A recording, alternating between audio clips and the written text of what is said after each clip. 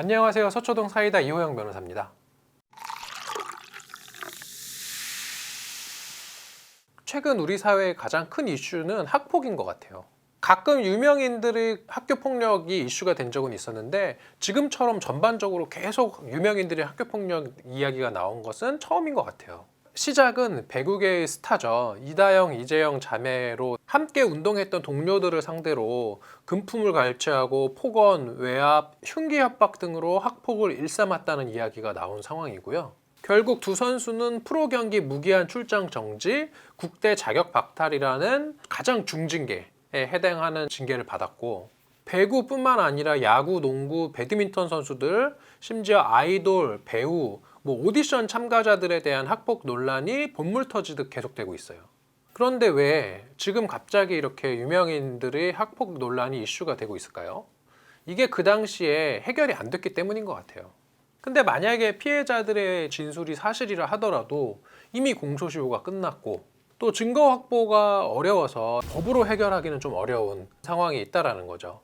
이게 궁극적으로 학폭을 저지른 사람이 유명인이 되어서 승승장구하는 거는 결코 바람직하지 않은 상황인 거고 그런 일이 있어서는 안 되는 것 같은데, 지금 가장 최근의 그 핫 이슈는 기성용 선수와 관련된 성폭력 논란인데, 기성용 선수 측은 축구 선수로서의 인생을 걸고 사실이 아님을 밝히겠다라는 입장이어서 이 부분은 좀 더 지켜봐야 될 것 같긴 해요. 근데 저는 최근에 이런 폭도 논란이 법적으로 어떤 결론이 나는지와는 무관하게 의미가 있다고 봐요. 뭐냐? 학폭이 얼마나 큰 범죄인지, 학교 폭력의 가해자가 나중에 어떠한 응징을 받는 것인지 아이들이 지켜보고 있다는 점이거든요. 예전에 미투가 논란이 되었을 때도 공소시효가 이미 끝났지만 미투라는 문제 제기를 해서 가해자들이 영화판이나 사회 지도층에서 추락하는 계기가 되었고, 미투 운동을 통해서 우리 사회가 한 발짝 앞으로 나아갔거든요. 폭투도 마찬가지예요. 폭투를 보면서 학교 폭력의 가해 학생들이 깨달아야 되는 거예요. 학교 폭력을 하면 나중에 자신이 얻은 모든 성취와 명예가 일시의 물거품이 될 수도 있다. 그리고 또 이게 사실로 드러나거나 아니면 사실인 것으로 강하게 추정되는 상황이 되면 법적인 처벌 이외의 또 다른 책임을 지는 상황이 돼요. 유명인들은 각종 광고 계약이나 스폰서십 계약을 체결하는데 이러한 광고나 스폰서십 계약에 빠지지 않고 들어가는 조항이 바로 브랜드나 회사의 명예를 실추시키면 손해배상을 해야 된다는 조항이거든요. 그러면 이런 폭투나 미투에 연루가 되어서 회사에 타격을 주면 그 회사의 손해배상도 해야 되는 상황이 된다는 거예요. 요즘 아이들이 가장 선망하는 직업이 유튜버나 연예인이라고 하거든요. 연예인이나 유튜버 아니면 스포츠 스타로 승승장구하던 사람들이 학폭이나 미투에 연루되면 한 방에 날아가 버리잖아요. 이런 거를 아이들이 보면서 학폭에 대한 인식이 좀 바뀌지 않을까 싶어요. 어떤 사람은 이런 말을 하기도 하더라고요. 과거에 저지른 잘못 때문에 현재의 모든 것을 잃는 게 말이 되냐? 저는 말이 된다고 봐요. 과거에 저지른 부적절한 언행이나 행동 때문에 피해를 당한 사람들이 여전히 살아남아 있고, 저도 예전에 중학교 때 선배들 5명한테 집단 구타당한 적 있거든요. 우리가 막 축구하고 있었는데 축구공을 뺏어간 거예요, 선배들이. 그리고 자기들이 차고 있던 바람 빠진 축구공을 우리한테 딱 던져줬는데 제가 빡쳐가지고 그걸 발로 차버렸어요, 저쪽으로. 근데 그거를 딱 선배들이 본 거야. 그래서 야, 쟤 잡아와 이렇게 해가지고 제가 운동장 구석으로 끌려가서 그때 5명한테 둘러싸여서 거의 한 20-30분 동안 얻어맞았어요. 막 주먹으로 맞고 발로 차이고 밟히고 일렀죠, 선생님한테. 5명이 제가 보는 앞에서 몇 대씩 때리고 사과하라고 해서 그 선배들이 저한테 사과하고 딱 끝났죠. 깔끔하게. 지금도 생생하게 기억나거든요. 이 학폭 사건의 피해자들이 겪는 트라우마가 또 상당하다는 거예요. 학폭으로 인해 우울감과 자존감 저하 때문에 성인이 되어서까지도 대인관계 형성에 어려움을 겪기도 한다는 거거든요. 반면에 가해자는 반성하거나 후회하기는커녕 기억도 못하는 경우가 부지기수일 테고요. 그리고 심지어는 학폭 가해자가 유명인이 된 경우에 그 피해자들은 TV 볼 때마다 나오는 거지. 나를 그렇게 잔인하게 괴롭혔던 애가 아직도 저렇게 잘 나가네? 이걸 보고 어떻게 가만히 있겠어요. 교육부와 문체부에서 최근에 불거지고 있는 폭투와 관련돼서 방안을 제시하고 있어요. 앞으로 프로스포츠 구단이나 실업팀, 국가대표, 대학 등에서 학폭 이력이 확인되면 선발이 제한될 가능성이 있고요. 또 학폭으로 퇴학 처분을 받은 고등학생에 대해서는 선수 등록을 원천 봉쇄하고 학폭의 가해자일 경우에는 일정 기간 각종 대회에도 출전하지 못하도록 하겠다는 거거든요. 근데 이거는 진짜 필요한 것 같아요. 우리 사회가 점점 투명해지고 미디어, SNS의 파워가 강해지고 있잖아요. 이러한 사회에서 학교 폭력의 가해 행위들이 예전처럼 조용히 묻히고 가해자가 성공하면서 끝날 게 아니라 언제든 내 발목을 잡을 수 있다, 이러한 깨달음을 좀 얻었으면 좋겠어요. 혹시 주위에 약한 애들을 괴롭히고 있는 애들이 있다면 그들에게 제가 오늘의 사이다 한마디를 날리고 싶어요. 폭투, 언제든 너에게 다시 돌아온다.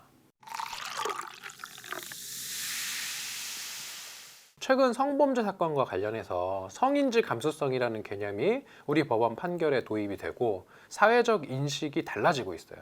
그것에 발맞추어서 성범죄 피해자들이 직면하는 정당방위 문제 기준에 대해서 많은 이야기들이 오가고 있거든요. 작년에 부산에서 발생한 황령산 혀 절단 사건이 있어요. 당시에 한 여대생이 부산에 놀러 갔다가 이제 술에 취해 있었는데 초면의 30대 남성이 같이 드라이브를 가자, 이렇게 해서 같이 드라이브를 갔던 것 같아요. 여대생을 산에 데려간 남성이 강제로 키스를 했고 저항하던 여대생이 남성의 혀를 깨물어서 남성의 혀 3cm가 절단됐어요. 이렇게 되니까 남자가 여대생을 상대로 중상해 혐의로 고소를 했고 또 여대생은 남자를 강간상해 혐의로 맞고소를 했거든요. 검찰은 여대생이 남자의 혀를 깨물은 행위에 대해서 불기소 처분을 했어요. 정당방위를 넘은 과잉방위이긴 하지만 형법에 따르면 방어 행위 정도를 초과한 경우라도 그 행위가 야간에 발생했거나 심리적으로 불안한 상태에서 공포, 경악, 흥분, 당황으로 발생한 때에는 처벌하지 않는다, 여기에 해당된다고 본 거예요. 잘 판단한 것 같아요. 그리고 남자는 강간치상과 감금 혐의로 재판에 넘겼어요. 그러니까 이 사건을 보면 1964년에 있었던 사건이 떠올라요. 그러니까 당시 20대 남성이 18살이던 최 씨에게 강제로 이제 키스를 하는 상황이 되었고 최 씨가 저항하면서 남성의 혀가 1.5cm 절단됐는데 남자에게 중상해를 입혔다는 이유로 6개월간 구속 수사 받은 거예요. 그리고 재판 결과 징역 10월에 집행유예 2년. 오히려 이 여성을 강간하려고 했던 남자는 여자보다 형을 적게 받았어요. 강간 미수 혐의에 대해서는 아예 기소도 안 되고 여자 집에 나중에 막 찾아가서 난동 부렸거든요. 특수주거 침입과 특수 협박 혐의만 인정돼서 징역 6월에 집행유예 2년. 가해자와 피해자가 뒤바뀐 사건으로 알려져 있어요. 1960년대의 성범죄에 대한 관념이 어땠는지가 그 당시 사건과 관련된 자료를 보면 좀 드러나요. 최 씨의 주장에 따르면 그 당시 사건 수사하던 검사가 가해자와 결혼하면 간단하지 않냐, 못된 년, 가시나가 남자를 불구로 만들었다, 이런 말을 했다는 거예요. 진짜 할 말이 없는데 심지어 재판장은 최 씨한테 이런 말까지 했대요. 처음부터 피고에게 호감이 있었던 거 아니었냐, 험한 일을 당한 처녀가 시집가기 어려울 거고 남자도 불구가 돼 있는데 혼인이 어려울 것이니 두 사람이 결혼할 생각은 없는가, 이런 말도 했다는 건데 평생 전과자로 살아오던 최 씨는 56년의 세월이 지난 후 70대 중반의 노인이 돼서 재심 청구를 했어요. 안타깝게도 받아들여주지 않은 거예요. 왜냐하면 재심 개시 결정의 사유가 판결의 결론을 뒤바꿀 만한 새로운 증거가 드러난다든지 하는 사정이 있어야 돼요. 그런데 지금 이 혀 절단 사건 같은 경우는 새로운 증거가 나온 그런 케이스는 아니거든요. 그러니까 법원에서는 재심 개시 결정을 받아주지 않은 거죠. 1960년대의 혀 절단 사건과 작년의 부산 황령산 절단 사건이 사실은 기본적으로는 동일한 사실관계예요. 1960년대 법원은 징역형을 선고한 거고 최근에 우리 수사기관은 불기소 결정한 거예요. 성범죄에 대한 사회문화적 변화 상황을 반영한 거죠. 그렇다고 해서 모든 혀 절단 사건이 다 정당방위가 되는 건 아니에요. 결국은 성범죄와 관련된 정당방위를 인정받기 위한 기준은 뭐냐, 이게 되게 궁금하실 것 같은데 자기 또는 타인의 법익에 대한 현재의 부당한 침해를 방해하기 위한 행위는 상당한 이유가 있는 때에는 벌하지 아니한다. 그러니까 법 조문만 읽어봐도 이 요건이 엄격한 거예요. 그러니까 예를 들어서 혀가 막 들어와, 그러면은 사실은 가장 제일 좋은 거는 밀쳐서 혀를 밖으로 빼내는 정도 원래 맞는 거고, 거기에서 예를 들어서 혀를 깨문다 그러면 잘리지는 않을 정도로만 깨무는 거는 오케이라는 거죠. 그래서 강제로 키스하려는 부당한 성적 자기결정권을 침해하기 위한 행위를 막는 정도의 필요 최소한의 그런 방위 행위만 해야지 거기서 더 나아가면 안 된다. 그러면 그게 과잉방위가 되는 거예요. 그래서 1953년에 형법이 제정된 이후에 2010년 중반까지 60년의 법원 역사 속에서 대법원이 정당방위 인정한 사례가 고작 14건이 불과했다는 거예요. 그럼 몇 년에 한 번 정도 나오는 희귀한 판례라는 거거든요. 성평등, 성인지 감수성에 대한 우리 법원의 인식이 많이 개선되었다고는 하지만 아직도 갈 길이 멀어요. 그러다 보니까 배심제도 얘기가 계속 나오는 거예요. 우리나라도 미국처럼 이런 주요한 판단에 대해서 한 명 또는 3명의 50대 남성 판사가 아니라 일반 시민들이 개별적으로 겪은 다양한 상황들을 종합적으로 판단해서 이게 정당방위냐 아니냐 이런 걸 결정해 주는 게 오히려 더 합리적인 거 아니냐 이러한 얘기들이 나오는 것이고 저도 거기에 전적으로 동의하는 거예요. 지금 우리가 국민참여재판이라는 거 이미 하고 있어요. 근데 국민참여재판은 배심원단의 판결에 우리 판사가 따를 의무가 없거든요. 배심원단의 의견을 그냥 참고만 하는 거예요. 그리고 판결은 판사가 마음대로 하는데 미국 같은 경우는 유죄냐 아니냐에 대해서 배심원단이 판정을 해주고요. 배심원단이 무죄 판결을 하면 판사는 무죄 판결을 내려야 돼요. 무조건. 그래서 우리도 미국처럼 유무죄 판단에 대해서는 우리 평균적인 시민들의 시선에서 재판을 하는 게 맞죠. 근데 그럼 전문성이 떨어지지 않아요?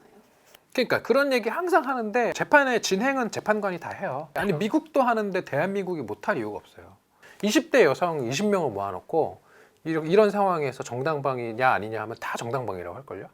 이게 과연 이 상황을 벗어나기 위해서 그 당시 그 사람이라면 어떻게 행동해야 되느냐에 대한 판단이잖아요. 근데 판사들은 대체로 50대 남성이란 말이에요. 대개의 경우. 그분들은 이런 성범죄 행위 상황에 있어서 정당방위를 넉넉하게 인정해주지 않아요. 그래서 장기적으로는 좀 배심 제도를 도입을 해보는 것을 좀 검토할 필요가 있어 보이는 거고, 뭐 최근에 검경 수사권 조정이니 뭐 중수청이니 이런 수사 과정에 대한 개선 방안 논의가 우리 사회에 엄청 많은데 재판 제도에 대한 좀 개선도 필요해 보여요.